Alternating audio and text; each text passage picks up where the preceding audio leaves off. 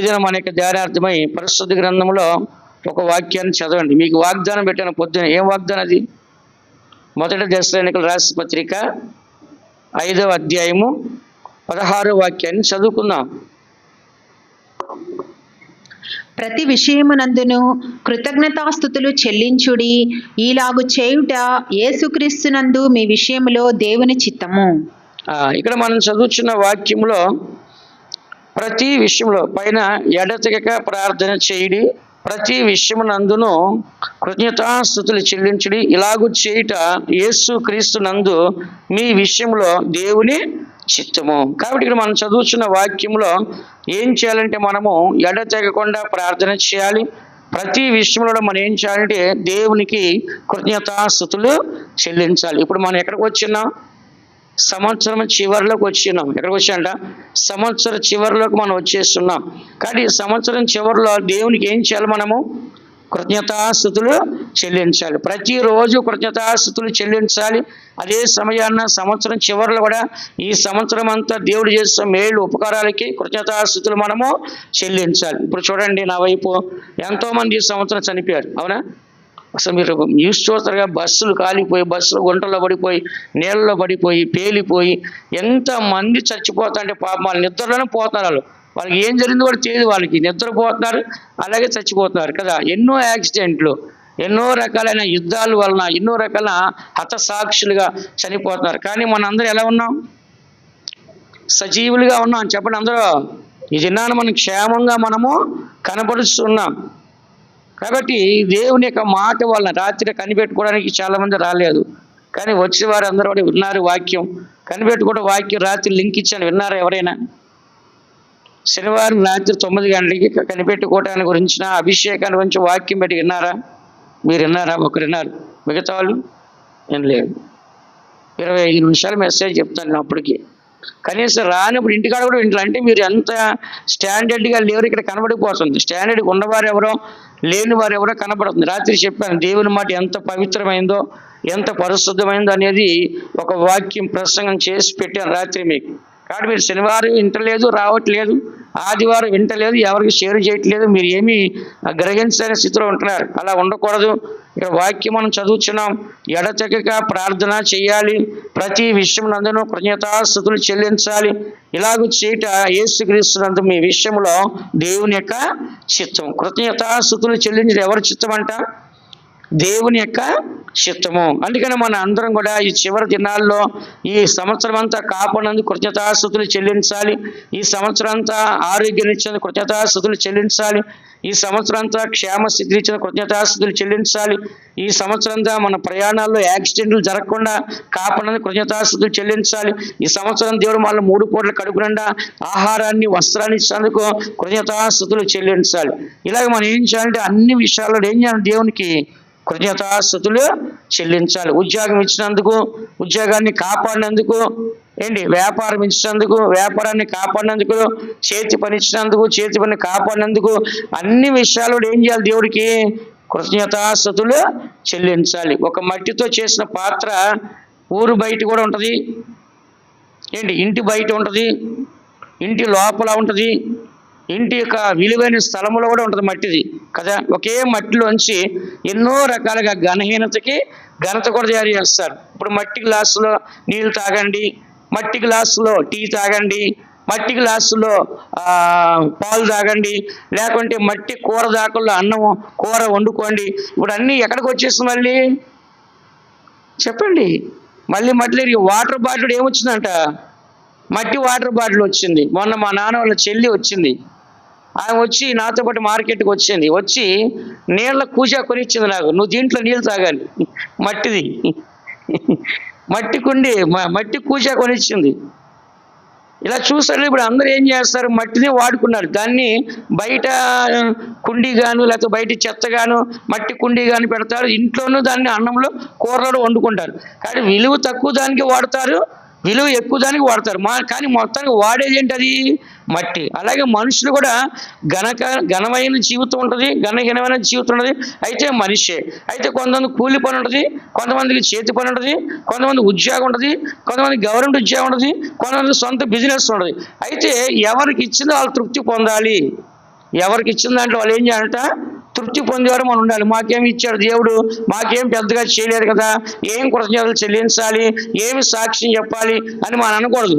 ఏబు గారికి 8 మంది పిల్లలు చనిపోతే ఏమన్నాడమ్మా, దేవుడే ఇచ్చాడు, దేవుడే కృతజ్ఞత చెల్లించాడు లేదా, దేవుని దూషించాడా, దేవుని అవమానపరిచాడా, దేవుడు నా బిడ్డలందరినీ చంపేశాడు, కడుపును పెట్టుకున్నాడు, పొట్టను పెట్టి అన్నాడా? ఈ దినాన్ని ఎవరైనా ఇంట్లో ఒకరు చనిపోతే ఇక జీవితకాలం సాక్ష్యం చెప్పరు. కారణం ఏంటి? చనిపోయారండి, చనిపోనండి. ఎవరు మరణం వస్తే వాళ్ళు చనిపోతారు, ఎవరు జీవం తీసివేయబడితే వాళ్ళు తీసివేయబడతారు. వాళ్ళ గురించి మనం చూడకూడదు, మన జీవితాన్ని మనము చూడాలి. యుద్ధంలో ఒకటి చచ్చిపోయి మనం చచ్చిపోతామా, మనం తప్పించుకెళ్తామా? మన దారి మనం వెళ్తూ ఉండాలి. అట్లాగే ఓడిపోయేలు ఉంటారు, గెలిచేవాళ్ళు ఉంటారు జీవితంలో.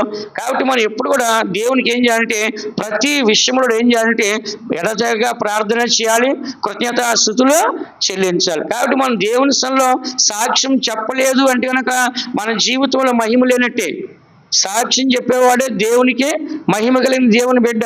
కాబట్టి ప్రతి ఒక్కరు కూడా దేవుని సాక్ష్యం చెప్పేవారుగా మనం కనపడాలి. అయితే ఇక్కడ చదువుతున్న ప్రతి విషయంలో కూడా మనం చేయాల్సిన పని ఏంటంటే కృతజ్ఞతాస్తుతులు చెల్లించాలి. ఏం చెల్లించాలట? కృతజ్ఞతాస్తుతులు మనం ఏం చేయాలి? దేవునికి చెల్లించాలి. అందుకని మనం ఫిలిప్పీ రాసిన పత్రిక 4వ అధ్యాయము 6వ వాక్యం మనం చదివితే, ఫిలిప్పీయులకు రాసిన పత్రిక 4వ అధ్యాయం 6వ వాక్యం మనం చదివితే, దేనిని గూర్చి చింతపడకుడి కానీ ప్రతి విషయంలోనూ ప్రార్థన విజ్ఞాపనముల చేత కృతజ్ఞతాపూర్వకముగా మీ విన్నపములు దేవునికి తెలియజేయుడి. ఇక్కడ మనం చదువుతున్నాం, మీ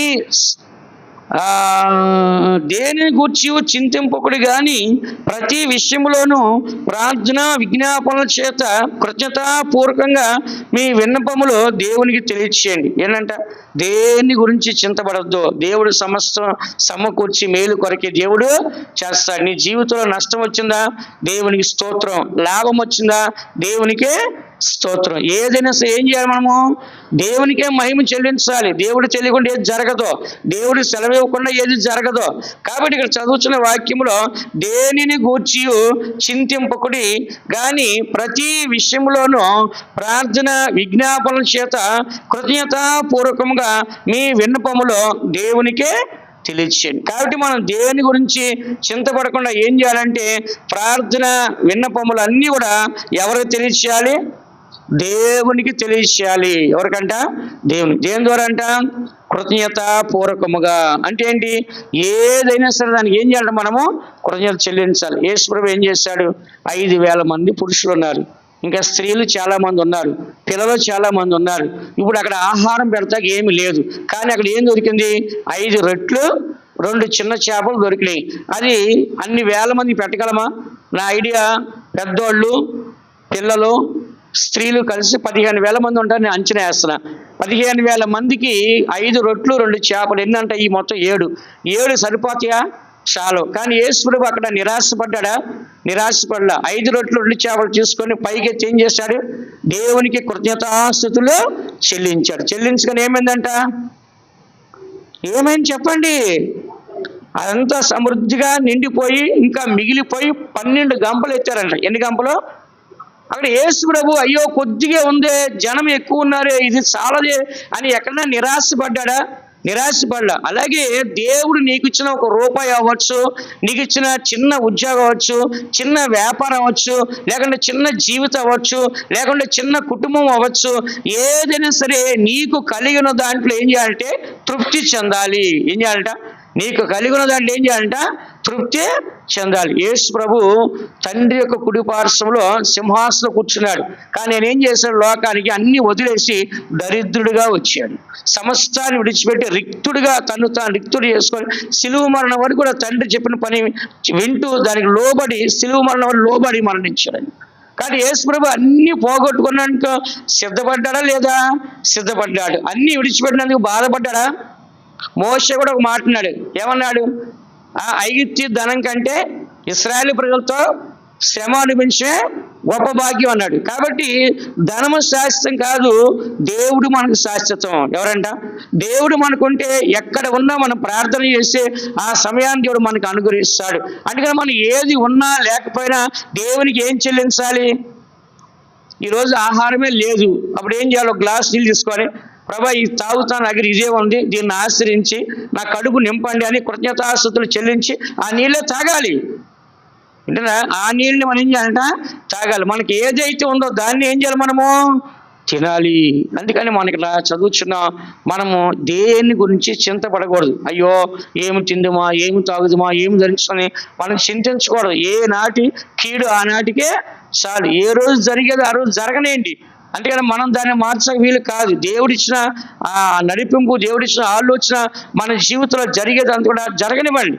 కానీ ప్రతిదానికి అయ్యో నేను తక్కువ ఉన్నానే, చిన్న స్థితిలో ఉన్నానే, లేదా చిన్న ఉద్యోగం ఉంది, పేదవాడికి ఉన్నానే అని అలాంటి ఆలోచన మనకు రాకూడదు. మొన్న పండగ వచ్చింది క్రిస్మస్, అందరూ కొత్త బట్టలు వేసుకోవచ్చారు. అందరికి బట్టలు లేవా? అందరూ దేవుడు బట్టలు ఇవ్వలేదా? ఇచ్చాడు. మేము కూడా 10 మందికి కిరణ్ పేరు మీద మధుప్రియ తల్లి ఇమ్మని చెప్తే 10 మందికి కూడా మేము ఇచ్చున్నాం. 10,000 రూపాయల బట్టలు కూడా ఇచ్చున్నాం. మళ్ళీ మేము డబ్బులు ఉన్న వాళ్ళు కొనుక్కున్నారు. అందరికి బట్టలు దేవుడు ఏదో ఒక రూపంలో ఇచ్చాడు. అందరికీ పండుగ రోజు అందరూ మంచి బట్టలు వేసుకొచ్చారు అండి, అందరూ సంతోషంగా ఉన్నారు. అందుకని దేవుని బిడ్డలను మనం గుర్తించాల్సి అంటే దేవుడు మనల్ని ఏ స్థితిలో పెట్టిన ఏం చేయాలంటే మనము సంతోషంగా ఉండాలా, దుఃఖపడాలా? చెప్పండి, సంతోషపడాలా, దుఃఖపడాలా? సంతోషపడాలి. దేవుడు ఏ స్థితిలో మనల్ని పెట్టినప్పుడు ఏం చేయాలంట? ఈ రోజు ఇలా క్షేమంగా ఉన్నామంటే అది దేవునికే స్తోత్రం అని చెప్పేసి ఏం చేయాలంట? దేవుడు ఉన్నా లేకపోయినా దేవునికే స్తోత్రం అని చెప్పాలి. అందుకని దేవుని బిడ్డలారా, మనము ఇక్కడ ప్రార్థన విజ్ఞాపనలో ఏమంట? ప్రతి విషయంలోనూ ప్రార్థన విజ్ఞాపనల చేత కృతజ్ఞతాపూర్వకంగా మీ విన్నపాలను ఏం చేయాలంట? దేవునికే తెలియచేయండి. ఎందుకని 5వ వాక్యంలో మీ సహనమును సకల జనులు తెలియచేయడి, ప్రభువు సమీపముగా ఉన్నాడు. ఎక్కడంట? ప్రభు ఎక్కడంట? ఎన్ని కష్టాలు వచ్చినా నీ సహనాన్ని చూపించు. కష్టాలను సహించుకో, బాధలను సహించుకో, వ్యాధిని సహించుకో, రోగాన్ని సహించుకో, కీడు సహించుకో, శత్రువులు సహించుకో, ఆకలిని సహించుకో, ఆర్థికాన్ని సహించుకో, నిందల్ని సహించుకో, అవమానాన్ని సహించుకో. ఎన్ని వచ్చినా ఏం చేయాలంట మనము? చెప్పండి, ఎన్ని వచ్చి ఏం చేయాలంట? సహించుకోవాలి. అందుకే మీ సహనము సకల జనులకి ఏం చేయాలంట? తెలియచేయండి. నేను కూడా అక్కడ ఫస్ట్ అద్దెకున్న బాడుకున్న ఇంట్లో నేను గుమ్మలోంచి బయటికి వెళ్ళేవాడిని కాదు. విజిటింగ్కి వెళ్ళేవాడిని, వచ్చేవాడిని, ఎవరినో కోటాడికి వెళ్ళి వచ్చేవాడిని. మిగతా టైం ఇంట్లోనే ఉండేవాడిని, ప్రార్థన చేసుకునేవాడిని, బైబిల్ చదువుకునే నా పని ఉండేవాడిని. ఆ టైంలో నేను పరిస్థితి బాగాలే కాబట్టి ఎవరు పడితే వాళ్ళు ఎట్లా పడితే అట్లా మాట్లాడేవాళ్ళు. అప్పుడు ఒక ఆమె కూడా మాట్లాడింది, ఆ ఇంటి ఓనరే. అప్పుడు నేను అడిగాను పిలిచి, నువ్వు ఏం చూసుకుని ఇలా మాట్లాడుతున్నావు, నేను ఏం తప్పు చేస్తున్నావు ఇట్లా మాట్లాడుతాను నేను అడిగాను. అప్పుడు ఆమె అంటుంది, నీ పరిస్థితి బాగున్నప్పుడు ఎవరు ఏమన్నా సహించుకోవాలి. ఏమంటుందా అంటే నాకు డబ్బులు లేవు, ఇల్లు లేదు, చర్చి లేదు, అప్పుడు నా పరిస్థితి ఏం బాగలేదు. ఆ టైంలో ఆమె అంటుంది, నీ పరిస్థితి బాగలే కాబట్టి ఎవరు ఎన్నన్నా నువ్వు సహించుకొని అనిపించుకోవాలి అని చెప్పింది నాకు డైరెక్ట్గా. అనేది ఆమె మళ్ళీ ఎవరు అనరు, అక్కడ ఎవరు ఉండరు. ఎంత బాధపడ్డానండి. ఇప్పుడు కూడా నేను సిస్టర్గా అప్పుడప్పుడు గుర్తొచ్చి చెప్తుండా, ఇలా వెళ్ళానమ్మా, ఇంత నీచంగా మాట్లాడారు. అప్పటికి తొందరపడి ఏ సిస్టర్ నేను పెట్టుకోలే. మన దగ్గర 3 సంవత్సరాల దాకా ప్రార్థన చేయండి, ఒక పెద్ద సిస్టర్ మనకు వచ్చింది. నేను చిన్నవాళ్ళు కూడా నేను పెట్టుకోదలుచుకోలేదు. ఎంతోమంది నాకు ఫోన్ చేశారు, బ్రదర్లు సిస్టర్ మమ్మల్ని పెట్టుకోండి అంటే, ఒరే నాకే ఇల్లు లేదు, నాకే చర్చి లేదు, ఏంటి మిమ్మల్ని తీసుకొచ్చి నేను ఎక్కడ మేపేది, మీకెవరు అన్నం వండుతారు, మీకెవరు బట్టలు ఉతుకుతారు అని చెప్పి నేను ఎవరిని పెట్టుకోలేదు. ఆఖరికి 3 సంవత్సరాల తర్వాత ఒక చర్చి వచ్చిన తర్వాత దేవుడు ఏం చేశాడు, ఒక సిస్టర్ని ఇచ్చాడు. ఆమె పెద్ద సిస్టర్, ఆమెకు 40 మంది ఉన్నాయి, ఒక 24 సంవత్సరాల సేవకురాలు ఆమె. కాబట్టి ఆమెను దేవుడు ఇచ్చాడు, మనం పెట్టుకున్నాం ఇక్కడ.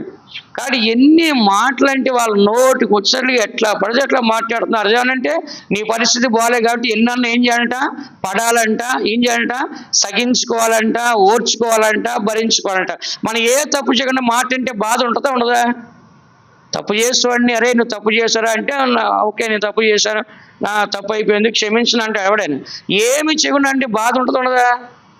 అలాగిన ఈ దినాల్లో చాలా మంది మనల్ని నిందించేవాళ్ళు, దూషించేవాళ్ళు, అవమానపరిచేవాళ్ళు అధికంగా ఉంటారు. కానీ అలాంటి సమయాన్న మనం అధైర్యపడకుండా ఏం చేయాలంటే దేవుని ముఖాన్ని చూసుకొని ముందుకే వెళ్ళిపోవాలి. అన్నీ ఏం చేయాలంట? సహించుకోవాలి. మీ సహనము సకల జనులకు తెలియచేయడం. సహనం అంటే ఏమని రాసిన కింద? మృదుత్వం అంట. ఏమంట అమ్మా? మృదుత్వం. కాబట్టి ఆ మృదుత్వం అనేది మనం అంటే మనము గర్వంగానో అహంకారంగానో కోపంగానో కాదు, చాలా స్మూత్గా ఉండాలంట. మనం ఎలా ఉండాలంట? చాలా స్మూత్గా, ఎంత అన్నడా భరించాలి, సహించాలి, ఓర్చుకోవాలి. అలాంటి ఒక అనుభవం మనకు ఉంటే మనం కృతజ్ఞతాస్తుతులు చెల్లిస్తే దేవుడు ఏం చేస్తాడు? ఆ సమయాన్ని ఏ కార్యం జరిగించాలో ఆ కార్యాన్ని చేస్తాడు. మనం చేసే ప్రార్థన వ్యర్థమైపోద్దా? మనం చేసే విజ్ఞాపనలు వ్యర్థమైపోతాయా? మనం పడే నిందలు అవమానాలు వ్యర్థమైపోతాయా? ఏది వ్యర్థం కాదు. మనం కార్చే కన్నీటి బొట్టు ప్రతిదీ దేవుడు ఒక బుడ్డిలో దాచి పెడతాడంట. కాబట్టి ప్రతి ఒక్క దాన్ని కూడా దేవుడు ప్రతిఫలాన్ని మనకే ఇస్తాడు. అందుకని మనకి ఏదైనా సరే ఉన్నప్పుడు మనం ఏం చేయాలంటే దేవునికి కృతజ్ఞతాస్తుతులు చెల్లించాలి. సంవత్సరం చివరికి వచ్చేస్తున్నాం. ఈ సంవత్సరం చివరిలో మనకి ఎన్ని పోరాటాలు వచ్చా సరే ఆ పోరాటం అన్నింటిలో మనం ఏం చేయాలంట?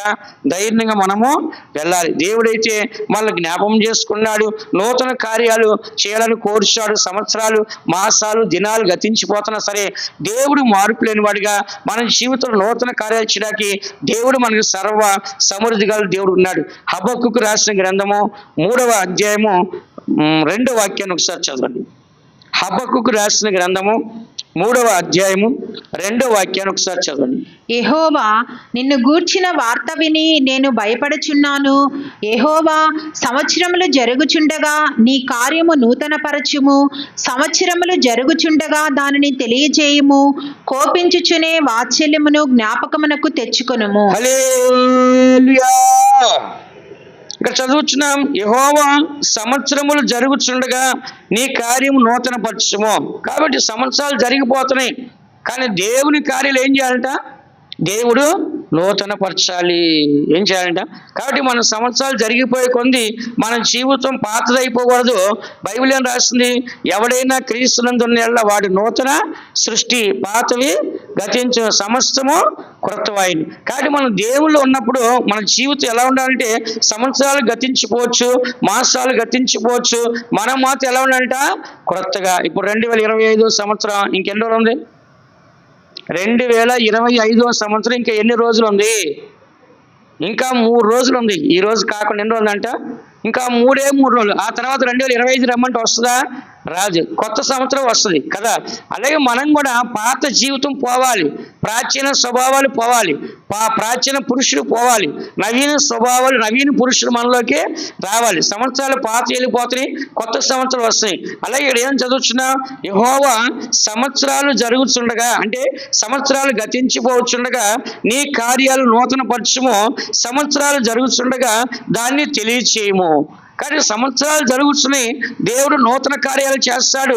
దాన్ని ఏం చేస్తున్నాడు? దేవుడు తెలియచేస్తున్నాడు. అందుకని మన జీవితంలో దేవుడు చేసే ప్రతి కార్యానికి అది మనం కృతజ్ఞత చెల్లించి ఉండాలి. మనకి ఏదైనా తక్కువైనా సరే దానికి ఏం చేయాలి? దేవునికి కృతజ్ఞతాస్తుతులు చెల్లించాలి. తక్కువైనా దేవునికే స్తోత్రం, ఎక్కువైనా దేవునికే స్తోత్రం. కాబట్టి ఎప్పుడు కూడా మనం ఎలా ఉండాలంటే కృతజ్ఞత కలిగి ఉండాలి. ఎలా ఉండాలంట? కృతజ్ఞతా హృదయం అంటారు దాన్ని. ఏమంటంట? కృతజ్ఞతా హృదయం మనకి ఎప్పుడు కూడా ఉండాలి. అందుకని ఇక్కడ చదువుతున్న వాక్యంలో దేవుడు మన జీవితంలో కొన్ని పాయింట్లు మీకు చెప్తాను. చిన్న మెసేజ్ ఈరోజు మీకు చేస్తాను, క్లుప్తంగానే చెప్తాను. మొట్టమొదటిగా మనం చూసినట్లయితే దేవుడు మనల్ని పుట్టించాడు. 100వ కీర్తన 4వ వాక్యం చూడండి. 100వ కీర్తన 4వ వాక్యం. కృతజ్ఞతార్పణలు చెల్లించుచు ఆయన గుమ్మములలో ప్రవేశించుడి. కీర్తనలు పాడుచు ఆయన ఆవరణములలో ప్రవేశించుడి. ఆయనను స్తుతించుడి, ఆయన నామమును ఘనపరచుడి. ఇక్కడ మనం చదువుతున్న వాక్యములో దేవుని యొక్క సన్నిధిలో దేవుడు మనల్ని సృష్టించాడు. ఎవరు సృష్టించారంటే మనల్ని? దేవుడు మనల్ని ఏం చేశాడంట? సృష్టించాడు. ఇక్కడ ఏమని చదువుచున్నాం మనము? 3వ వాక్యంలో యెహోవాయే దేవుడు అని తెలుసుకున్నాడు, ఆయనే మనల్ని పుట్టించను, మనము ఆయన వారము. అంటే మనల్ని మనమే పుట్టించుకోలేదు, మనల్ని మనం సృజించుకోలేదు, దేవుడే మనల్ని పుట్టించున్నాడు. కాబట్టి కృతజ్ఞతాస్తుతులు చెల్లించు ఆయన గుమ్మములో ప్రవేశించడి, కీర్తనలు పాడచ్చు ఆయన ఆవరణలో ప్రవేశించడి. కాబట్టి దేవుడు మనల్ని పుట్టించేందుకు చాలా మంది పిల్లలు అడుగుతారు తల్లిదండ్రులు, ఎందుకు అన్నావు నన్ను? నువ్వు ఏమిచ్చావు నాకు? నా కొరకు ఏం చేసావు? ఏం దాచావు? ఏం సంపాదించావు అంటారు. అవన్నీ కాదండి.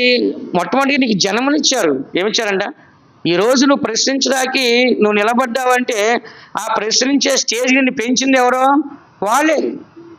ఈ దినాల్లో నాకు బంగారం ఇచ్చావా, డబ్బు ఇచ్చావా, ఈ దరిద్రపు కొంపలో పుట్టాను, ఒక ధనవంతుడి కుటుంబంలో పుట్టుంటే బాగుండేది అంటే ఆ ఇంట్లో ఉంటే బాగా కార్లు ఉంటాయి, బంగ్లాలు ఉంటాయి, డబ్బు ఉంటుంది, బంగారం ఉంటుంది, అన్ని లగ్జరీగా ఉంటాయి.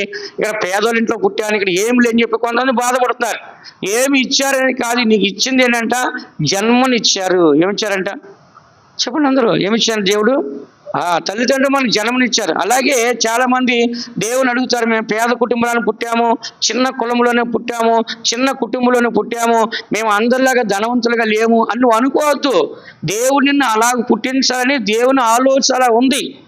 ఎవరిని ఏ స్థితిలో దేవుడు పుట్టిస్తే వాళ్ళు ఆ స్థితిలోనే ఉండాలి. కాబట్టి ఇక్కడ మనం చదువుతున్న వాక్యంలో ఈ వాక్యాలు మనం చదువుతున్న దేవుడు మనల్ని పుట్టించాడు కాబట్టి దేవునికి ఏం చేయాలంట, కృతజ్ఞతాస్తుతులు మనము చెల్లించాలి. దేవుడు మనల్ని పుట్టించాడు కాబట్టి దేవుని మనం ఏం చేయాలంట, కృతజ్ఞతాస్తుతులు మనము చెల్లించాలి. అందుకని అపోస్తుల కార్యములు 14వ అధ్యాయం 15వ వాక్యాన్ని ఒకసారి చదివినట్లయితే, అపోస్తుల కార్యములు 14వ అధ్యాయం 15వ వాక్యాన్ని ఒకసారి చదవండి. అయ్యలారా, మీరెందుకు ఇలాగు చేయుచున్నారు? మేము కూడా మీ స్వభావం వంటి స్వభావము కల నరులమే. మీరు ఈ వ్యర్థమైన వాటిని విడిచిపెట్టి ఆకాశమును, భూమిని, సముద్రమును, వాటిలో ఉండి సమస్తమును సృజించిన జీవము గల దేవుని వైపు తిరగవలనని మీకు సువార్త ప్రకటించుచున్నాము. ఇక్కడ మనం చూసినట్లయితే పౌలు, శీలలు వాళ్ళిద్దరు కూడా మంచిగా సేవ చేసినప్పుడు ఒక అతన్ని ఏం చేస్తారంటే వాళ్ళు ప్రార్థన చేసి స్వస్థపరచగానే వీళ్ళ దేవదూతలే మన దగ్గరికి వచ్చారు చెప్పేసి వీళ్ళకి ఏం చేస్తారంట, పూదండలు పట్టుకొచ్చారంట. ఏ దండలు అంట, పూదండలు. 2000 సంవత్సరాల క్రితమే పూలదండలు పట్టుకొచ్చి వీళ్ళకి వేయటానికి వేసి పశువులు తీసుకొచ్చి బలి అర్పించాలనుకున్నారు. దేవదూతలే పౌలు, శీల వచ్చారని. నాయన మేము అలా కాదు నాయన, మేము మనుషులమే, మీ వంటి స్వభావం గల నరులమే. మీరు ఈ వ్యర్థమైన వాటిని విడిచిపెట్టి ఆకాశం, భూమిని, సముద్రం, వాటిలో ఉండు సమస్యను సృజించిన జీవం గల దేవుని వైపు తిరగవాలని మీకు సువార్త ప్రకటిస్తున్నాం. కాబట్టి ఒక దేవుడు మనకున్నాడు, మనల్ని సృష్టించిన వాడు, మన సృష్టికర్త, జీవం గలవాడు, జీవమును, ఊపిరిని, సమస్తాన్ని మనకి ఇచ్చిన దేవుడు మనకే ఉన్నాడు. కాబట్టి ఆయన్ని మనం స్తుతించాలి.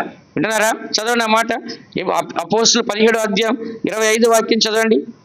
అపోస్తులు 17:25. ఆయన అందరికిని జీవమును, ఊపిరిని, సమస్తమును దయచేయువాడు కనుక తనకు ఏదైనాను కొదువైనట్టు మనుషుల చేతులతో సేవింపబడువాడు కాడు. ఆయన అందరికీ జీవమును, ఊపిరిని, సమస్తాన్ని దయచేశాడు. అంతేగాని తనకేదో కొదువైనట్టుగా ఆయన మనుషుల చేతులతో సేవించబడేవాడు కానే కాదు. దేవుడు మనం ఎందుకు స్తుతించాలి? ఆయన జీవాన్ని, ఊపిరిని స్తుతించాలి. అంతేగాని ఆయనకి ఏదో ఆహారం లేదు, ఆయనకి ఏదో పండ్లు లేవంట, ఆయనకి ఏదో బెల్లం లేదంట, కోడి కుక్కలు కావాలంట, రక్తం కావాలంట దేవుడు ఎక్కడ అడగట్లేదు. మీ బళ్ళు అర్పణ నాకు అవసరంలా, నేనేదో తక్కువైనట్టు మీరు నన్ను స్తుతించని నేను అడగట్లా. నేను మీకు జీవాన్ని, ఊపిరి ఇచ్చినందుకు మీరు ఏం చేయాలి? నన్ను స్తుతించాలి. చెప్పండి అందరూ, ఏం చేయాలంట? స్తుతించాలి. ఎందుకని? మనకి ఊపిరి ఇచ్చింది ఆయనే, జీవం ఇచ్చింది ఆయనే. జన్మనిచ్చిన తల్లిదండ్రులు ఏం చేయమన్నాడు బైబిల్లో దేవుడు? సన్మానించండి అని చెప్పాడు. ఏం చెప్పాడంట? తల్లి తండ్రి జన్మనిచ్చారు కాబట్టి వాళ్ళు ఏం చేయాలంట? సన్మానించండి. కాబట్టి మనకు ఊపిరిని, జీవాన్ని ఇచ్చింది ఎవరు?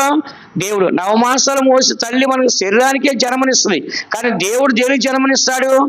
ఊపిరి, జీవాన్ని ఇస్తాడు, ఆత్మను దేవుడు మనకి ఇస్తాడు. కాబట్టి ఆ దేవుడు చాలా గొప్పవాడు, ఆయన సృష్టికర్త.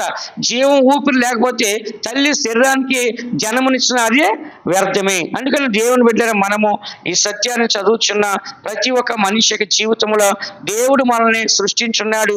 ఆయన మనకు సృష్టికర్తగా ఉన్నాడు కాబట్టి ఆయన పోలిక చొప్పున, ఆయన స్వరూపమందు మనల్ని సృష్టించున్నాడు. అందుకనే దేవునికి ఎందుకు మనం కృతజ్ఞతాస్తుతులు చెల్లించాలి? ఆయన మనల్ని పుట్టించినందుకు. చెప్పండి అందరూ, దేనికంట? ఆయన మనల్ని పుట్టించినందుకు. రెండవదిగా దేవునికి మనము చెప్పాలి అంటే కనుక దీంట్లోనే మనము దేవుడు మనకి సృష్టించడం మాత్రమే కాదు, ఆయన మనకి దేవుడిగా ఉన్నందుకు కూడా సృష్టికర్తను ఏం చేయాలంటే మనము పూజించాలి. బైబిల్ చెప్తుంది సృష్టికర్తను పూజించకుండా సృష్టిని పూజించాలని రాస్తుంది. కాబట్టి ఈ దినాల్లో అనేకులు ఏం చేస్తారంటే మనకు ఒక దేవుడు ఉన్నాడు, భూమికి, ఆకాశానికి, సూర్యుడికి, చంద్రుడికి, నక్షత్రాలకి, నదులకి, సముద్రాలకి, పాతాళానికి, పరలోకానికి, ఏంటి మొత్తానికి ఒక దేవుడు మనకే ఉన్నాడు. కాబట్టి ఆయన సృష్టికర్తగా ఉండటం మాత్రమే కాదు, ఆయన మనకి ఎలా ఉన్నాడంట? దేవుడిగా ఉంటున్నాడు. ఇర్మియా గ్రంథము 31వ అధ్యాయం 14వ వాక్యం వస్తారు చదవండి. ఇర్మియా గ్రంథం 31వ అధ్యాయం 14వ వాక్యం. క్రొవ్వుతో యాజకులను సంతోషపరచెదను. నా జనులు 31-34 అమ్మ. 31 అధ్యాయం నేను 34 వారికి దేవుడినయిందును, వారు నాకు జనులగుదురు. వారు మరి ఎన్నడును యెహోవాను గూర్చి బోధనందుదము అని తమ పొరుగు వారికి గాని తమ సహోదరులకు గాని ఉపదేశము చేయరు. నేను వారి దోషములను క్షమించి వారి పాపములను ఇక ఎన్నడను జ్ఞాపకము చేసుకొనను. కనుక అల్పులేమి గనులేమి అందరూ నన్ను ఎరుగుదురు. కాబట్టి ఇక్కడ చదువుతున్న వాక్యములో దేవుడు అంటున్నాడు, నేను వారికి దేవుణ్ణి, వారు నాకు ఎవరంట? ప్రజలు. ఎవరంట? నేను వారికి దేవుణ్ణి ఇందును, వారు నాకు జనులగుదురు. వారు మరి అన్నడును యెహోవాను గురించి బోధన అందదుమో అని తమ పొరుగువాని కానీ తమ సహోదరులకు కానీ ఉపదేశం చేయరు. ఎందుకంటే దేవుడు తెలుసు. కాబట్టి వారి దోషములు పాపములు దేవుడు ఏం చేస్తాడంట?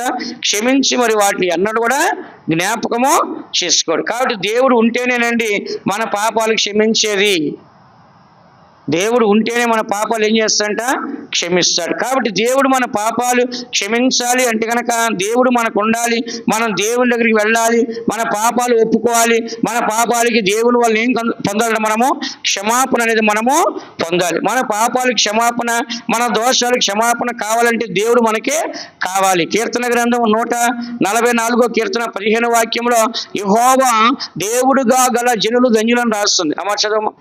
144 కీర్తన 15 వాక్యం. ఇట్టి స్థితి గలవారు ధన్యులు, యెహోవా తమకు దేవుడుగా గల జనులు ధన్యులు. కాబట్టి యెహోవా మనకి దేవుడిగా ఉంటే దానికంటే గొప్ప ధన్యత మరి ఇంకొకటి లేదు. చాలా మంది లోకమందు దేవుడు లేని వారు ఉన్నారు. దేవుడు ఎవరో తెలియదు. ఏదో ఒక చెట్టుని పూజ చేస్తున్నారు, కొందరు రాళ్ళు పూజ చేస్తారు, కొందరు నేలను పూజ చేస్తారు, కొందరు నీళ్లు పూజ చేస్తారు, కొందరు సూర్యుడిని పూజ చేస్తారు. ఇలా వాళ్ళకి తోచింది ఇదే మా దైవం అని చెప్పేసి పూజలు చేస్తారు. అయితే ఇక్కడ మనం చదువుతున్న వాక్యం ఏమని చెప్తుందంటే, ఏమని చెప్తుంది? యెహోవా దేవుడుగా గల జనులు ధన్యులు. అంటే దేవుడు మాకున్నాడు అని చెప్పుకున్న జనులు ధన్యులు. కాబట్టి ఈ దినాన్న ఏది వచ్చినా మనం ఎవరిని అడుగుతున్నాం? దేవుని అడుగుతున్నాం. ఇప్పుడు ఇతరికి కాలంలో మనం రక్షణ పొందక ముందు ఏదైనా చిన్న కష్టం వచ్చినా, రోడ్డు మీద నడుచుకెళ్తున్నా, ఏదైనా దెబ్బ తగిలినా ఏమంటాం మనం? ఫస్ట్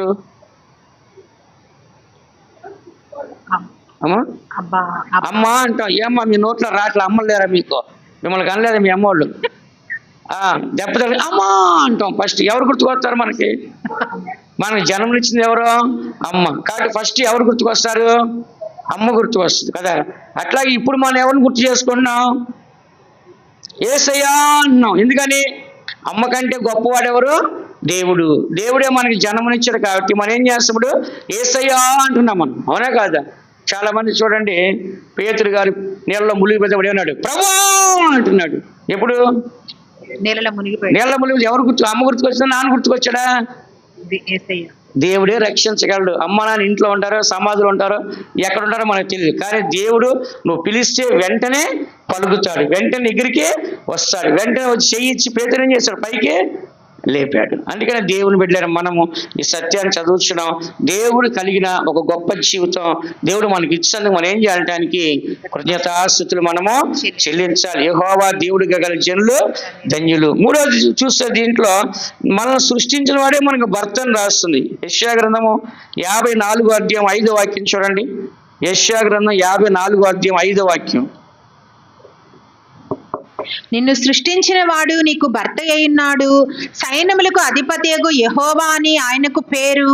ఇశ్రాయేలు యొక్క పరిశుద్ధ దేవుడు నీకు విమోచకుడు. సర్వలోకమునకు దేవుడని ఆయనకు పేరు. ఇక్కడ మనం చూసినట్లయితే నిన్ను సృష్టించిన వాడే నీకు భర్త అంట. ఏమని రాస్తుంది ఇక్కడ? నిన్ను సృష్టించిన వాడే నీకు ఒక భర్త. అంటే ఇక్కడ ఆయన సృష్టికర్తగా ఉన్నాడు, దేవుడిగా ఉన్నాడు, భర్తగా కూడా ఉంటున్నాడు. కాబట్టి దేవుడు మనకి అన్ని విధాలుగా సరిపోయిన వాడిగా, చాలిన వాడిగా మనల్ని ఎంతగానో ప్రేమిస్తున్నాడు. ఒక భార్యతో భర్త ఎలా జీవితకాలం ఉంటాడు, అలాగే దేవుడు మనతో జీవితకాలం ఉంటాడని ఆయన వాగ్దానం చేస్తాడు. భార్య అయినా భర్త అయినా చనిపోయిన తర్వాత ఒకరినొకరు వదిలేసి వాళ్ళు మరణించి వెళ్ళిపోతారు. కానీ దేవుడు మనల్ని వదిలేస్తాడా? చెప్పండి. భూమి మీద మనతో ఉంటాడు, చనిపోయిన తర్వాత పరలోకంలో దేవుడు మనతో ఉంటాడు. కాబట్టి ఇక్కడ దేవుడు చెప్తున్నా అంటే నిన్ను సృష్టించిన వాడు నీకు భర్త. నేను ఎంతో మందికి ప్రార్థన చేసేవాడు, విధవరాళ్ళకి ఒకటే ప్రార్థన చేస్తాడు, ప్రభా నిన్ను సృష్టించేవాడు నీకు భర్త అన్నావు, కాబట్టి ఈ భర్త వదిలేసి వెళ్ళిపోయాడు, మీరే భర్తగాను తల్లిగాను తండ్రిగాను సమస్తానికి చాలు వారి కుటుంబం ఉండండి అని ఎంతో మంది నేను ప్రార్థన చేస్తాను. అలాగే దేవుడు వాళ్ళని ఆశ్రయించాడు. కాబట్టి ఈ వాగ్దానం మనకు ఉంది. కాబట్టి ఈ లోకంలో శరీర సంబంధం భర్త మనల్ని వదిలేసి వెళ్ళిపోతాడు, ఆత్మ సంబంధం భర్త అంటే మన ఆత్మకి ఆయన పెండ్లు కుమారుడు, మనం పెండ్లు కుమార్తె పరలోక రాజ్యంలో దేవునితో ఉండబోతున్నాం. కాబట్టి మనందరూ కూడా భర్త ఎవరంట? నూతన యెరూషలేము తన భర్త కొరకు తన్ను తాను ఏం చేస్తుంట? అలంకరించుకుంటూ ఉంది. కాబట్టి భర్త ఎవరు? యేసుక్రీస్తు. భార్య ఎవరు? నూతన యెరూషలేము. కాబట్టి మనందరూ నూతన యెరూషలేముగా భర్త కొరకు పరుచుకున్న భార్యలాగా మనము కనపడాలి. 4వ చూసినట్లయితే కనుక మనల్ని దేవుడు ఏమన్నా అంటే స్నేహితులారా అని పిలుస్తున్నాడు. ఏమని పిలుస్తాడంట? యోహాను సువార్త 15వ అధ్యాయం 14వ వాక్యం చూడండి. యోహాను సువార్త 15వ అధ్యాయం 14వ వాక్యం. నేను మీకు ఆజ్ఞాపించు వాటిని చేసిన ఎడల మీరు నా స్నేహితులై ఇందురు. ఇక్కడ మనం చూసినట్లయితే దేవుడు చెప్పిన మాట, చెప్పిన పని, చెప్పిన వాక్య ప్రకారంగా ఎవరైతే జీవిస్తారో, ఎవరైతే ప్రవర్తిస్తారో వాళ్ళు ఎలాగుంటారంటే దేవునికి స్నేహితులు. స్నేహితులు అంటే ఎవరండి? తల్లి కంటే, తండ్రి కంటే, అన్నదమ్ముల కంటే, అక్క చెల్లి కంటే ఎక్కువగా ఎవరిని ప్రేమిస్తారు? స్నేహితుని. వాడికి చెప్పే సీక్రెట్స్ ఎవరికి చెప్పరు. అబ్బాయి కనపడాలంటే ఎవరిని పట్టుకుంటారు? పోయి స్నేహితుని పట్టుకుంటారు. అబ్బాయి అమ్మాయిని లేపుకుని వెళ్ళిపోతే ఎవరిని పట్టుకుంటారు? పోయి చెప్పండి. అమ్మాయి వెళ్ళిపోయింది అనుకో, ఎవరిని పట్టుకుంటారు? పోయి స్నేహితురాలు ఎవరితో స్నేహం చేస్తుందో ఆమెకే క్లోజ్ కాబట్టి ఆమెకు అన్ని చెప్పుద్దని చెప్పి ఏం చేస్తారు? వాళ్ళని పట్టుకుంటారు. అంటే స్నేహితుడు అంటే చాలా డీప్గా దగ్గరగా ఉంటారన్నమాట. అలాగే దేవుడు ఏమన్నంటే నేను మీకు దూరంగా ఉండను, మీకు ఒక స్నేహితుడిలాగా మీతో కలిసే ఉంటాను, ఏదైనా నాకు చెప్పుకోవచ్చు, నాతో ఫ్రెండ్షిప్ చేయొచ్చు, నాతో ఫ్రెండ్షిప్ చేస్తే ఎవరు చెడిపోరు, అందరూ బాగుపడతారు, అందరూ బాగుంటారు, కానీ నేను మీకు ఫ్రెండ్ని అంటున్నాడు దేవుడు. ఏమన్నంట? మనకు ఫ్రెండ్ ఉన్నాడు లేడా? లేడా? ఉన్నాడు లేడు? ఎవరు ఆ ఫ్రెండ్? దేవుడు. చెప్పండి అందరూ. దేవుడి కంటే గొప్పవాడు ఎవరు లేరు. దేవునికి అన్యోన్య సహవాసం మనకి ఎప్పుడు ఉండాలి. అంతకంటే మంచి సహవాసం మరి ఇంకొకటి లేదు. లోకంలో అందరూ మళ్ళీ మోసం చేస్తారు. స్నేహితులు ఇద్దరు కలిసి రోడ్డుకి వెళ్తే పోలీసు వచ్చి ఏం చేస్తారు? ఒకటి ఇటు పరిగెడతాడు, ఒకటి అడ్డు పరిగెడతాడు. కలిసే పరిగెడతారా? కలిసి చేయి పట్టుకుని నుంచుంటారా? నుంచోరు. ఎవరికైనా తప్పించుకోవాలని చూస్తారు. కానీ దేవుడు అలా చేస్తాడా? దేవుడు అలా చేయనే. ఇంకా దాని గురించి చెప్పాలంటే ఇంకా టైం చాలదు. కాబట్టి అబ్రహాము దేవునికి స్నేహితుడే, మోషే కూడా దేవునికి స్నేహితుడే. కాబట్టి దేవుడు అబ్రహాముతో స్నేహితుతో మాట్లాడాడు, అలాగే మోషేతో స్నేహితునితో మాట్లాడట్లుగా దేవుడు ఏం చేస్తాడంట? మాట్లాడి ఉన్నాడు. అందుకని మనం కూడా ఏం చేయాలంటే దేవునితో స్నేహం చేసేవారు ఉండాలి. ఆ మాట చదవండి. రెండో దినవృత్తాంతాల గ్రంథము 20వ అధ్యాయం 7వ వాక్యం. 2వ దినవృత్తాంతాల గ్రంథం 20వ అధ్యాయం 7వ వాక్యం. నీ జనులైన ఇశ్రాయేలీయుల ఎదుట నుండి ఈ దేశపు కాపురస్తులను తోలివేసి నీ స్నేహితుడైన అబ్రహాము యొక్క సంతతికి దీనిని శాశ్వతముగా నిచ్చిన మా దేవుడవు నీవే. అబ్రహాముకి ఇచ్చిన అబ్రహాము యొక్క సంతానం ఎవరంట? నీ స్నేహితుడైన అబ్రహాము సంతానానికి ఇచ్చాడు.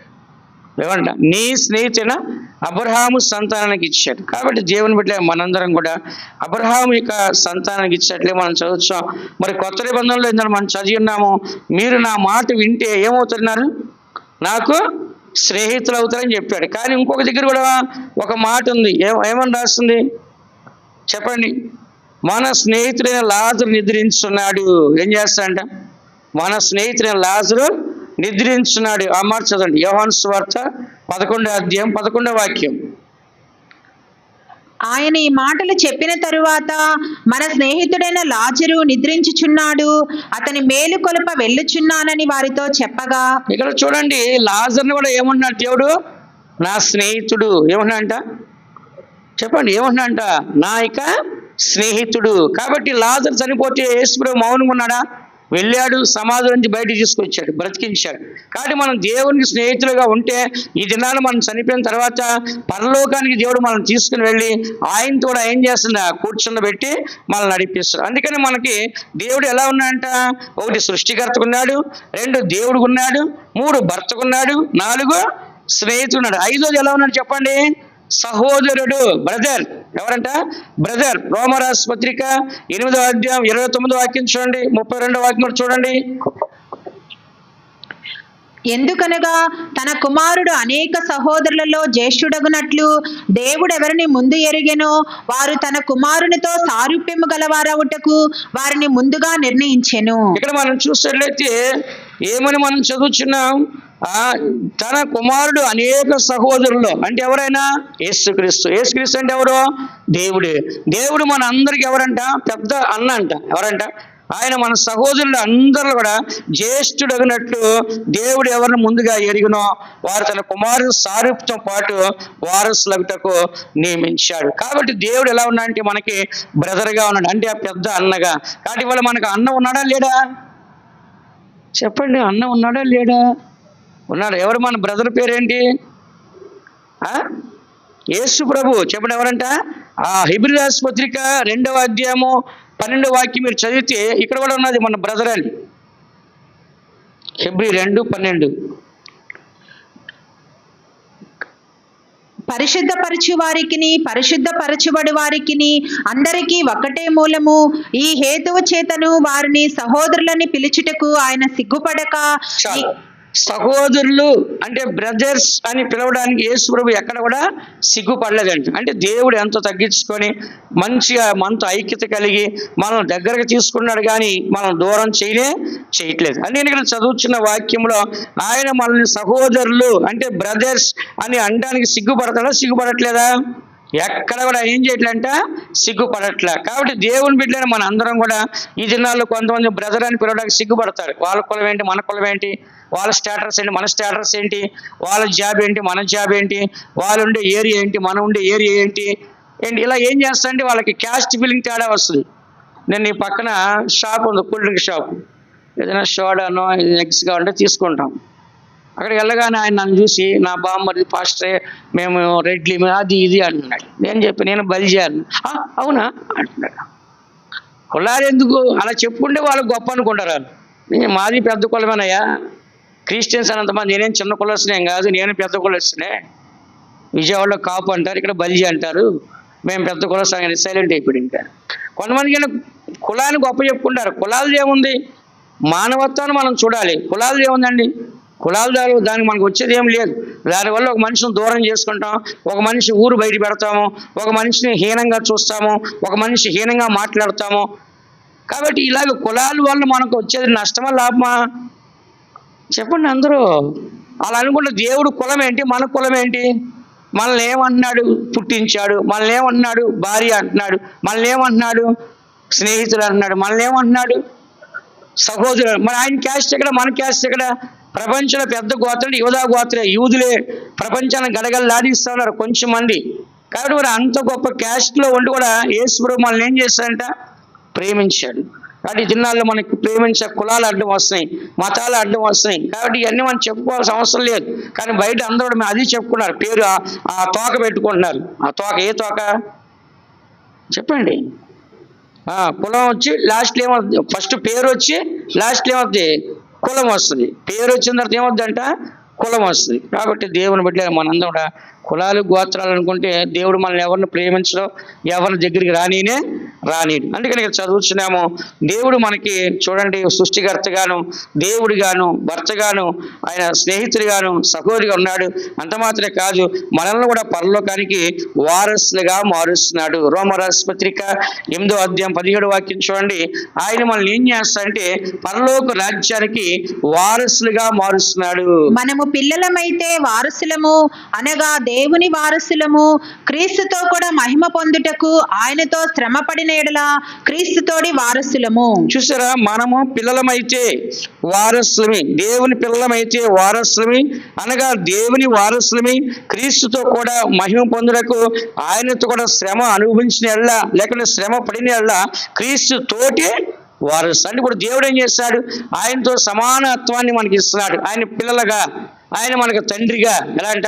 ఆయన మనకు తండ్రిగా, మనం ఆయన యొక్క పిల్లలుగా ఏం చేస్తాడంట? వారసత్వం. వారసత్వం ఏంటండి? తండ్రి యొక్క సర్వ హక్కులు తర్వాత పిల్లలకు వస్తాయి. తండ్రి యొక్క సమస్త ఆస్తి పిల్లలకు వస్తాయి. తండ్రిది సమస్త పేరు పిల్లలకు వస్తుంది. కాబట్టి తండ్రిది సమస్తం కూడా ఎవరికి వస్తుందంట? పిల్లలకు వస్తుంది. ఇప్పుడు దేవుడికి ఉండే సమస్తం ఎవరికి వస్తాయి? మనకు వస్తాయి. మనం దేవుని పిల్లలమైతే దేవుని ద్వారా సమస్తం మనకి, దేవుని అన్నీ కూడా మనకే వస్తుంది. అందుకని దేవుని బిడ్డలైన మనము ఈ సత్యాన్ని చదువుచున్నాం. 5 రకాలుగా మనం చూస్తున్నా దేవుని పిల్లగా మనం ఉండాలి. గలతీ రాసిన పత్రిక 4వ అధ్యాయం చూడండి, 4వ అధ్యాయం 6వ వాక్యం. గలతీ రాసిన పత్రిక 4వ అధ్యాయం 6వ వాక్యం చూడండి. మరియు మీరు కుమారులై ఉన్నందున నాయనా తండ్రి అని మొరపెట్టు తన కుమారుని ఆత్మను దేవుడు మన హృదయములలోనికి పంపెను. ఇక్కడ మనం చదువుచున్న మరియు మీరు కుమారులై ఉన్నందున నాయన తండ్రి అని మొరపెట్టు తన కుమారుని ఆత్మను దేవుడు మన హృదయంలోకి పంపెను. కాబట్టి నీవిక దాసుడు కాక కుమారుడివే, కుమారుడు అయితే దేవుని ద్వారా వారసువే. చూసారా, దేవుని బిడ్డనే మన అందరం కూడా ఇక్కడ దాసులం కాదు, నాయన అబ్బా అని ఏం చేస్తున్నాం? మనము ప్రార్థన చేస్తున్నాం. ఏమని అడుగుతున్నాం దేవుణ్ణి? ఇప్పుడు చెప్పండి. మన తండ్రి ఉంటాడు, మన కన్న తండ్రిని పక్కన పెట్టుకొని దేవుని ఏమని పిలుస్తుంటాం? తండ్రి, యేసుదేవా, నాయనా అని మనం ప్రార్థన చేస్తాం. అంటే ఇప్పుడు ఎవరు ముఖ్యం మనకి? ఈ తండ్రి పక్కనే ఉన్నాడు, అన్నీ ఇవ్వగలడా? ఈ తండ్రి అన్ని ఇవ్వగలడా? మన భవిష్యత్తు అన్ని ఇవ్వగలడా? నరకాన్ని తప్పించగలడా? పరలోకాన్ని తీసుకెళ్ళగలడా? లేదు. కాబట్టి ఏ తండ్రికి ప్రార్థన చేస్తాం? పరలోకమున్న తండ్రికి మనం ప్రార్థన చేస్తాం. అంటే ఏమని రాస్తుంది ఇక్కడ?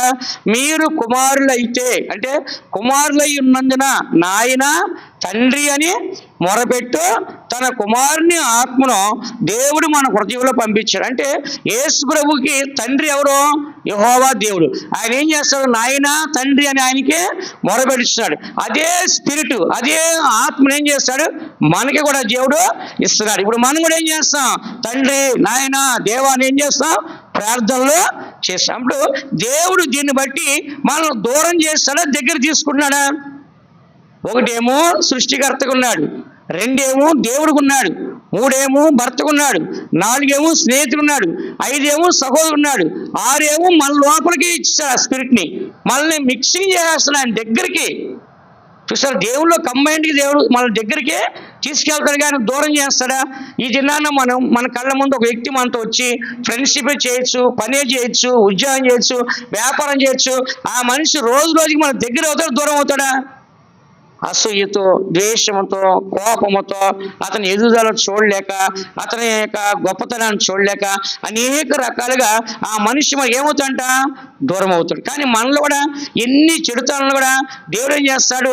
పాపాలు క్షమించి, దోషాలు క్షమించి, చెడుతనాలు క్షమించి మనల్ని దగ్గర తీసుకున్నాడా, దూరం చేస్తాడా?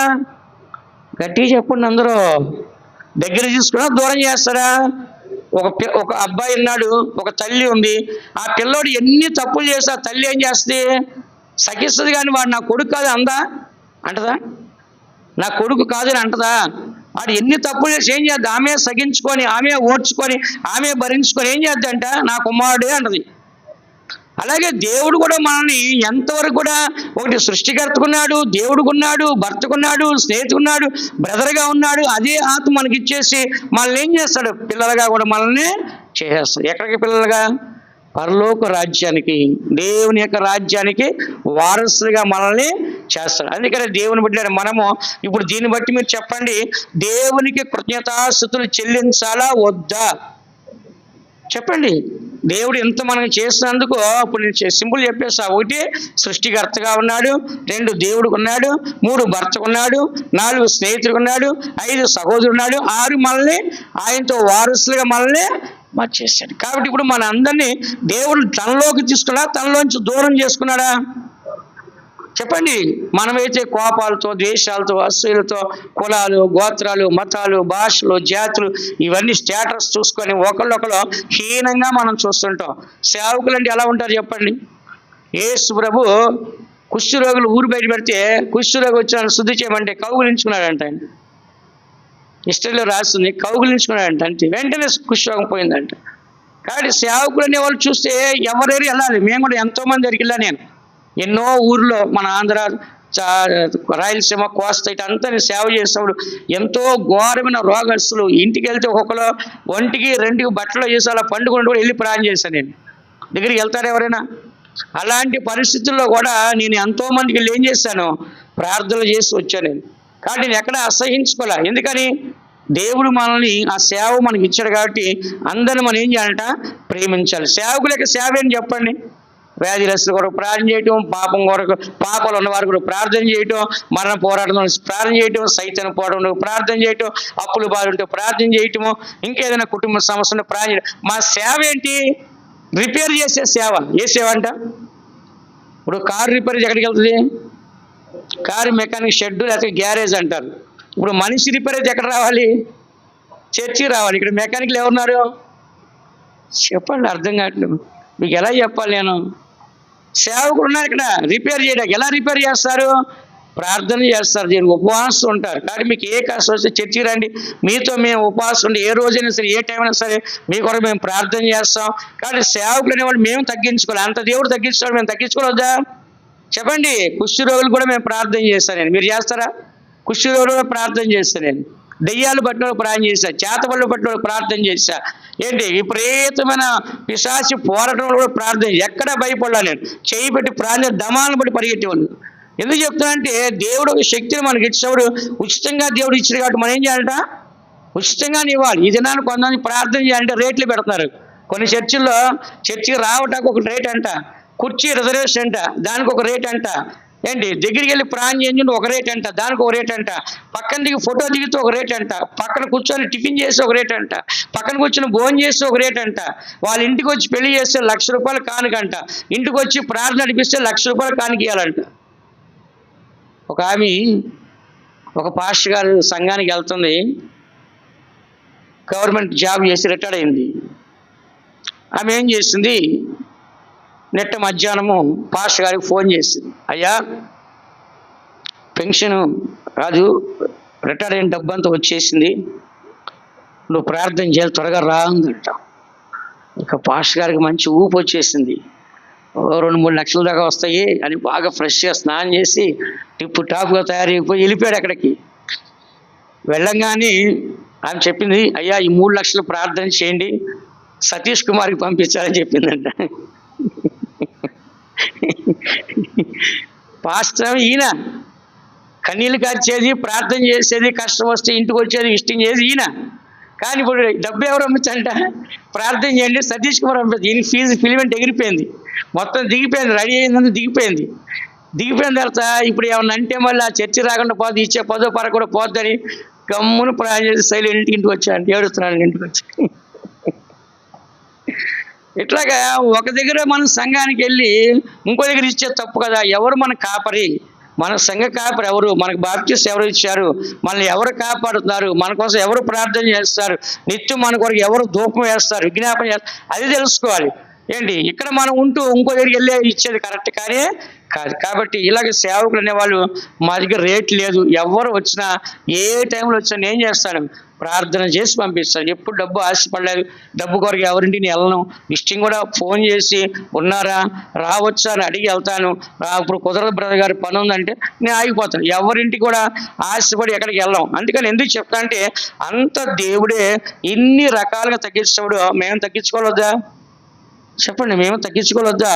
మేము కూడా చాలా తగ్గించుకోవాలి. అప్పుడు కూడా నేను ప్రార్థన చేసుకుంటే, ప్రభా నాకు హెచ్చింపు రాకూడదు, ఎక్కడా గౌరవం రాకూడదు, నాదంటూ ఏమి లేదు, నాకంటూ ఏమి లేదు, మీరే నాకున్నారు ప్రభా అని చెప్పేసి నేను ప్రార్థన చేస్తున్నాను. అందుకని చదివిన దేవుడు మనల్ని సృష్టించేందుకు ఏం చేయాలి మనము చెప్పండి?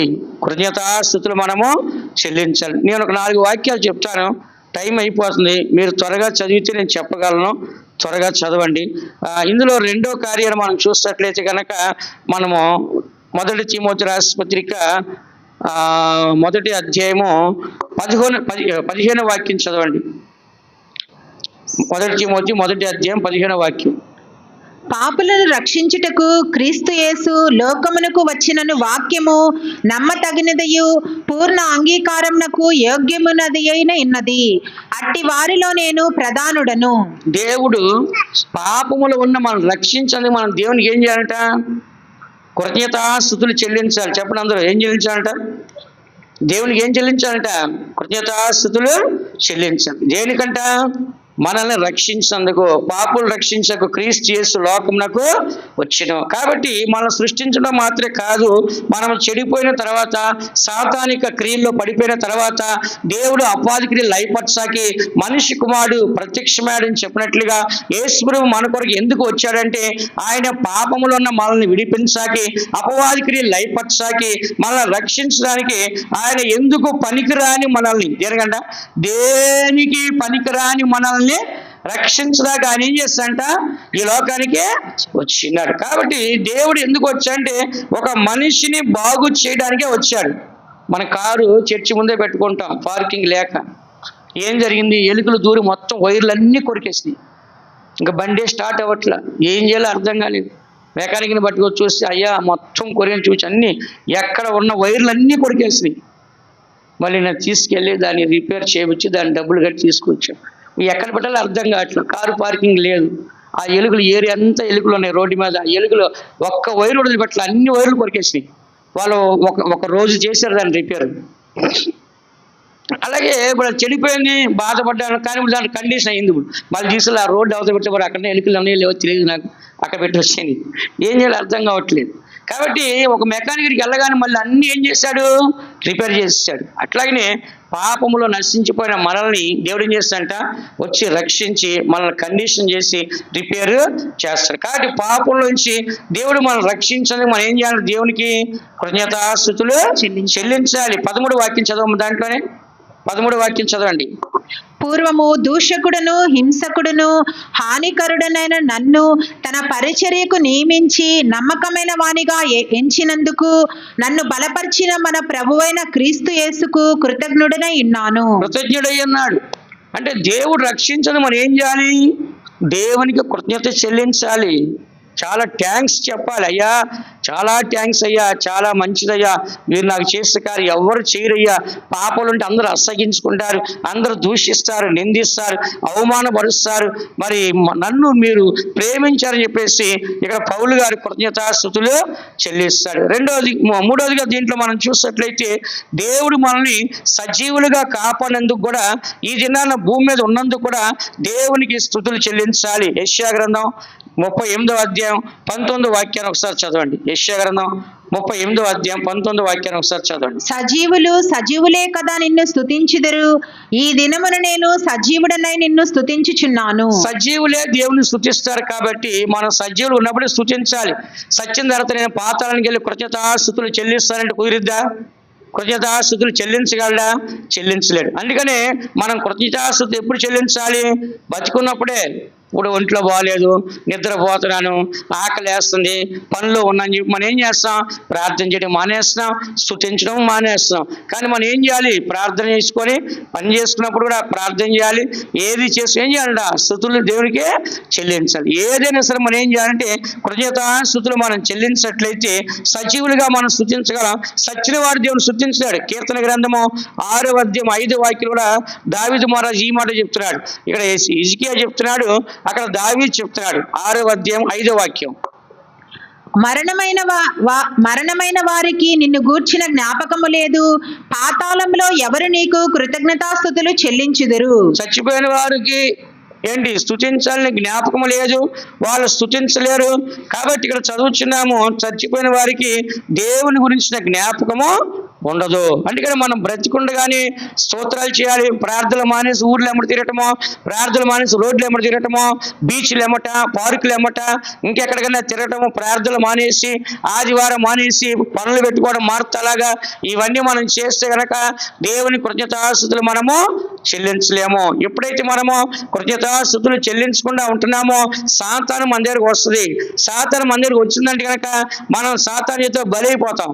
అదే సాతాను బలి అవ్వకుండా ప్రతి ఒక్కదాన్ని కూడా దేవునికి ఏం చేయాలంటే ఈ దినాన సజీవుడు నన్ను కాపాడినందుకు నీకు కృతజ్ఞతాస్తుతులను చెల్లించినట్లయితే దేవుడు మహింపరచబడతాడు, ఆయన మనల్ని కాపాడుతాడు.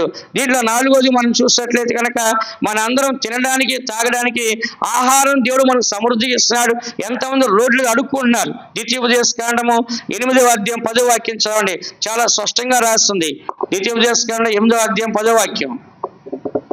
నీవు తిని తృప్తి పొంది నీ దేవుడైన యెహోవా నీకిచ్చిన మంచి దేశమును బట్టి ఆయనను స్తుతింపవలెను. నీవు తిని తృప్తి పొందిన తర్వాత దేవునికి ఇచ్చిన పాలు తేలి ప్రవహించే దేశంలో నువ్వు దేవుణ్ణి స్తుతించాలి. ఈ దినాల్లో అందరూ ఏం చేస్తారు? సమృద్ధిగా దేవుడు ఇచ్చినా కూడా దేవుని ఏం చేయలేకపోతున్నారు? స్తుతించలేకపోతున్నారు. కానీ పౌలు గారు చెప్పారు, భోజనం చేసినా పానము చేసినా దేవుని మహిమ కొరకే చేయండి. ఏం చేయాలంట? భోజనము చేసినా పానము చేసి ఏం చేయాలంట? అది రాసుకోండి. 1 కొరింథీ 10:31 రాసుకోండి. మీరు భోజనం చేసినా పానము చేసినా సమస్తం దేని కొరకు చేయాలంట?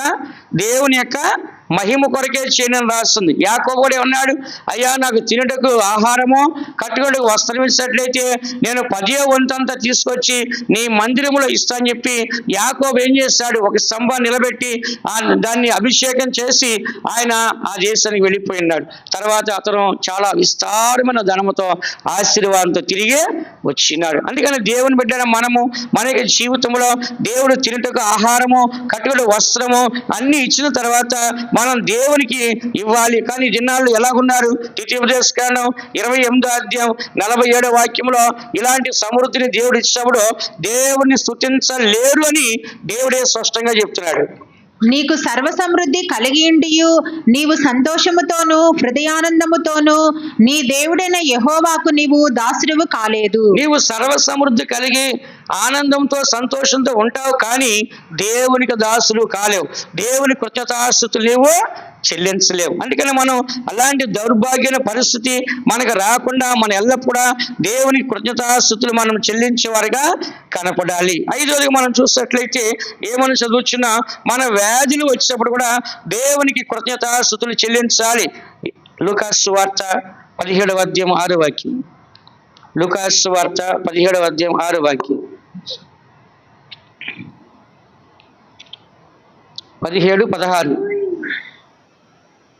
17:16 గొప్ప శబ్దముతో దేవుని మహిమపరచుచు తిరిగి వచ్చి ఆయనకు కృతజ్ఞతాస్తుతులు చెల్లించుచు ఆయన పాదముల యొద్ద సాగిలపడెను. ఇక్కడ మనం చదువుతున్న 10 మంది కుష్ఠరోగులను స్వస్థపరిస్తే ఒకే ఒక అతను తిరిగి వచ్చాడు. ఒకే ఒక అతను గొప్ప శబ్దంతో దేవుని మహిమపరచు తిరిగి వచ్చి ఆయనకి కృతజ్ఞతాస్తుతులు చెల్లించి ఆయన పాదముల యొద్ద సాగిలపడ్డాడు. ఇక్కడ మనం చూసినట్లయితే ఈ వ్యక్తిని దేవుడు స్వస్థపరిచినప్పుడు అతని మామూలుగా వెళ్ళిపోలేదు.